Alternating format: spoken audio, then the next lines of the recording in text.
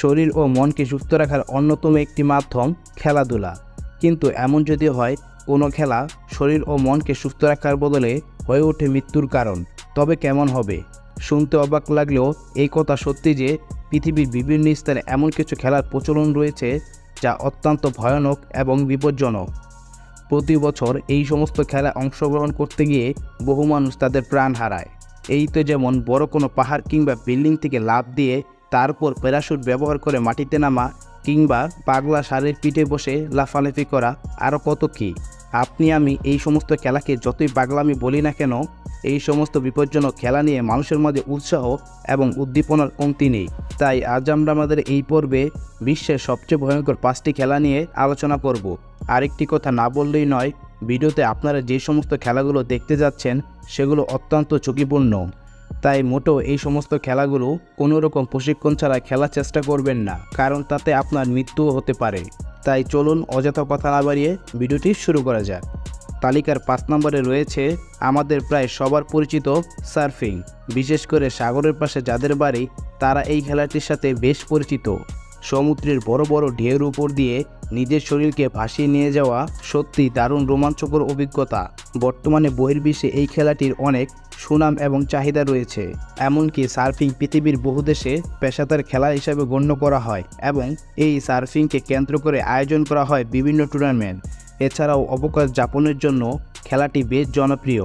অনেকেরই মতে আপনি যদি কখনো সমুদ্র সৈকতে যান এবং সার্ফিং না করে ফিরে আসেন তাহলে আপনার ভ্রমণ স্বাদ অপূর্ণ রয়ে গেছে। যাই হোক, এই খেলাটি দূর থেকে যতটা মজার কিংবা রোমাঞ্চকর মনে হোক না কেন, বাস্তবে কিন্তু এতটা সোজা না। প্রথম কথা হলো, আপনি যদি সাঁতার না জানেন তবে ভুল করে এই খেলাতে অংশ নেওয়ার চেষ্টা করবেন না। সার্ফিং করতে হলে আপনাকে অবশ্যই ভালোভাবে সাঁতার জানতে হবে, সেই সাথে একজন প্রফেশনাল ট্রেনার থেকে প্রশিক্ষণ নিতে হবে। কারণ আপনি যখন সমুদ্রের বড় বড় ঢেউর ভেতর দিয়ে সার্ফিং করবেন তখন দুর্ঘটনাবশত বা কোনো কারণে সেই ঢেউ আপনাকে গ্রাস করে নিতে পারে। আর এমন ভয়ঙ্কর পরিস্থিতিতে অনেকেই পড়েছে এবং এমনও হয়েছে অনেকেই তাদের প্রাণ নিয়ে ফিরে আসতে পারেনি। তাই এই খেলাটি খেলার জন্য প্রয়োজন বুক ভরা সাহস এবং দক্ষ প্রশিক্ষণ। যাই হোক, যারা জীবনে একবার হলো সার্ফিং করেছেন তারা অবশ্যই কমেন্টে লিখে যাবেন আপনাদের সেই রোমাঞ্চকর অভিজ্ঞতার কথা। তালিকার 4 নম্বরে রয়েছে বুল রাইডিং। উত্তেজনাপূর্ণ এই খেলাটির নিয়ম এমন যে সর্বপ্রথম আপনাকে একটি পাগলা ষাঁড়ের পিঠে বসিয়ে দেওয়া হবে এবং আপনি ষাঁড়ের পিঠে বসা মাত্রই ষাঁড়টি লাফালাফি শুরু করবে। ষাঁড়টি আপনাকে নিচে ফেলে দেওয়ার চেষ্টা করবে এবং খেলার নিয়ম অনুযায়ী আপনাকে ন্যূনতম 8 সেকেন্ড ষাঁড়ের পিঠে বসে থাকতে হবে। 8 সেকেন্ডের কথা শুনে আপনার মনে হতেই পারে খেলাটি তো খুবই সোজা, কিন্তু বাস্তবতা পুরোই ভিন্ন। কারণ অনভিজ্ঞ কারো পক্ষে 2 থেকে 3 সেকেন্ডের অধিক এইরকম পাগলাটে ষাঁড়ের উপরে বসে থাকা মোটেও সম্ভব নয়। আর নিচে পড়ে গেলেই তো শেষ নয়, এরপর আপনার নিজেকে রক্ষা করতে হবে এই পাগলাটে ষাঁড়ের হাত থেকে।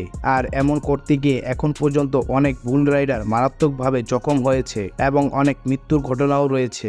এবং আপনারা অলরেডি স্ক্রিনে দেখতেই পাচ্ছেন বুল রাইডিং আসলে কতটা মারাত্মক। আশা করি আর আলাদাভাবে ব্যাখ্যা করার প্রয়োজন হবে না। আচ্ছা, আপনি যদি কখনো বুল রাইডিং করার সুযোগ পান তাহলে কি আপনি বুল রাইডিং করবেন? তা অবশ্যই আমাদের কমেন্টের মাধ্যমে জানাবেন। তালিকার 3 নম্বরে রয়েছে হেলি স্কিং। এটি কিন্তু সাধারণ কোনো স্কিং না।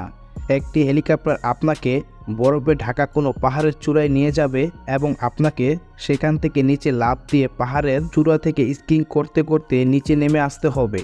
কথাগুলো শুনতে খুব মজার মনে হলেও বাস্তবে কিন্তু ঠিক এমন কিছু হয় না। আপনি যদি কোনো অভিজ্ঞতা ছাড়াই এই ভয়ানক রোমাঞ্চকর অভিজ্ঞতার স্বাদ নিতে চান তাহলে আপনার মৃত্যু কিংবা বড় কোনো দুর্ঘটনা ঘটার সম্ভাবনাই বেশি। পরিসংখ্যান হিসাব করলে দেখা যায় প্রতি বছর হেলি স্কিং ড্রাইভারদের মৃত্যু হয় পাহাড় ধসে পড়ার কারণে। কারণ পাহাড়ের গায়ে যে বরফ থাকে সেটি অনেক সময় আলগা অবস্থায় থাকে, তাই হেলিকপ্টার থেকে সেটি বোঝা যায় না। এর কারণে অনেকে না বুঝে এই ভয়ঙ্কর অভিজ্ঞতার স্বাদ নিতে ঝাঁপিয়ে পড়েন বরফের পাহাড়ের চূড়া থেকে। ফলাফল তাদের নির্মমভাবে বরফের নিচে চাপা পড়তে হয় এবং অনেক মানুষের প্রাণও চলে যায়। তালিকার 2 নম্বরে রয়েছে কেভ ডাইভিং। এই খেলাটির নিয়ম এমন যে আপনাকে পাহাড়ের নিচে অন্ধকার পানির মধ্য দিয়ে সাঁতার কেটে সামনে আগাতে হবে। অনেকেরই কাছে এটি একটি রোমাঞ্চকর খেলা। চারিদিকে পাহাড়ের গুটগুটে অন্ধকার, তার মধ্য দিয়ে বন্ধুদের সাথে নিয়ে সাঁতার কেটে এগিয়ে যাওয়া সত্যি চরম এক অনুভূতি। মূলত খেলাটি 1936 সালে আমেরিকায় প্রথম শুরু হয় এবং এই খেলার জনক জ্যাক শেফার্ড ক্যাম্প। তখনকার সময় এই খেলাটি শুধু পর্যটকদের মাঝে ছিল, কিন্তু বর্তমানে কয়েক বছর ধরে এটি সবার কাছে বেশ জনপ্রিয় হয়ে উঠেছে। কিন্তু সর্বোপরি এই খেলাটি মোটেও কিন্তু বিপদমুক্ত নয়, কারণ এই খেলা খেলতে গিয়ে অনেকেই পথভ্রষ্ট হয়ে সমুদ্রের গহীনে লুকিয়ে থাকা হিংস্র জন্তুর আক্রমণের শিকার হয়। আবার অনেকেই লুকানো পাহাড় খণ্ডের সঙ্গে ধাক্কা খেয়ে আহত হয়ে থাকেন। এবং সর্বশেষ বর্তমান পৃথিবীর সবচেয়ে ভয়ঙ্কর খেলা বেস জাম্পিং, আর এই খেলাতে মৃত্যুর ঝুঁকি সবচেয়ে বেশি। মূলত এই খেলার মূল নিয়ম হচ্ছে অনেক উঁচু কোনো পাহাড়ের চূড়ায় উঠে নিচে লাফ দিয়ে পড়া আর মাটিতে নামার সময় প্যারাশুট ব্যবহার করে নিজেকে বিপদের হাত থেকে বাঁচানো। এই খেলাটি অনেকটাই প্যারাশুট জাম্পিংয়ের মতো, তবে প্যারাশুট জাম্পিং করার সময় ইচ্ছে মতন উচ্চতা নির্ধারণ করে নেওয়া যায় এবং সেখানে মাটিতে পড়ার মতন যথেষ্ট সময় পাওয়া যায় বলেই দুর্ঘটনা অনেক কম ঘটে। বেস জাম্পিংয়ের ক্ষেত্রে এই সুযোগ থাকে না। পরিসংখ্যান অনুযায়ী প্রতি 60টি বেস জাম্পিং দেওয়ার সময় একটিতে দুর্ঘটনা ঘটে এবং সেখানে প্রাণহানির মতন ঘটনাও ঘটে থাকে। তবুও অ্যাডভেঞ্চার প্রেমী মানুষরা কি আর থেমে থাকে? তারা ঠিকই লাফ দেয় কোনো কিছু তোয়াক্কা না করে। বিশেষ করে নরওয়েকে বেস জাম্পিং এর জন্য সবচেয়ে উত্তম দেশ বলা হয়ে থাকে, কারণ সেখানে আছে সুন্দর সবুজে ঘেরা উঁচু উঁচু পাহাড়। সো এই ছিল আজকে আমাদের ভিডিও পৃথিবীর ভয়ঙ্কর এবং বিপজ্জনক 5টি খেলা সম্পর্কে। ভিডিওটি কেমন হয়েছে তা অবশ্যই আমাদের কমেন্টের মাধ্যমে জানাবেন। আর আমাদের চ্যানেলের কন্টেন্ট যদি আপনার ভালো লাগে তাহলে অবশ্যই চ্যানেলটি সাবস্ক্রাইব করার অনুরোধ রইল। দেখা হচ্ছে খুব শীঘ্রই নতুন কোনো ভিডিওর সাথে। ভালো থাকুন, সুস্থ থাকুন। আল্লাহ হাফেজ।